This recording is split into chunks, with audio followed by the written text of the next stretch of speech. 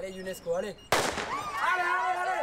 Elle s'entraîne entre collègues toute l'année pour cette compétition mondiale annuelle. Un rendez-vous sportif important pour Louise Maléco. Elle travaille à l'UNESCO et défend les couleurs de son agence face aux filles du HCR, l'Agence pour les réfugiés, de l'OMS ou de l'Agence pour le développement industriel. Il y a un peu de concurrence parce qu'on se rappelle que cette équipe avait fini première, deuxième, troisième. Donc c'est le rendez-vous annuel pour voir comment les filles se sont entraînées toute l'année.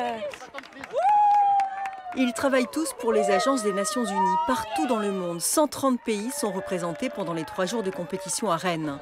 Des mini-jeux olympiques, comme ils disent, qui leur permettent de se retrouver ensemble. Les Nations Unies travaillent au service de l'humanité, au service des gens, et de se soutenir entre nous pour pouvoir offrir quelque chose à l'humanité, c'est quand même super important. La compétition réunit 1300 sportifs amateurs qui ont tous payé leur voyage, tiennent-ils à préciser. Le rendez-vous n'a pas été médiatisé, il est surveillé de près. Trop de risques selon les organisateurs. Certains agents travaillent dans des pays en guerre et veulent rester discrets. Sur ce terrain de cricket, ils viennent du Pakistan, d'Inde, d'Afghanistan et portent un seul message.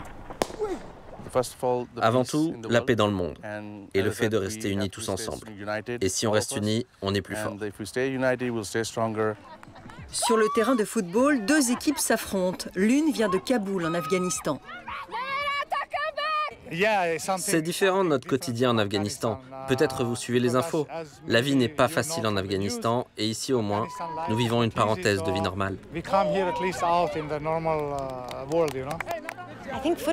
Je pense que le foot, c'est universel. Vous n'avez pas besoin de parler la même langue. Tout le monde sait jouer au foot.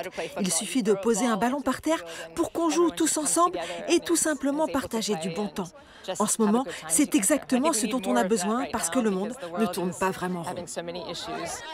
Ces sportifs amateurs employés des Nations Unies retourneront dans leurs bureaux partout dans le monde et se retrouveront dans 1 an pour une nouvelle compétition dans un autre pays.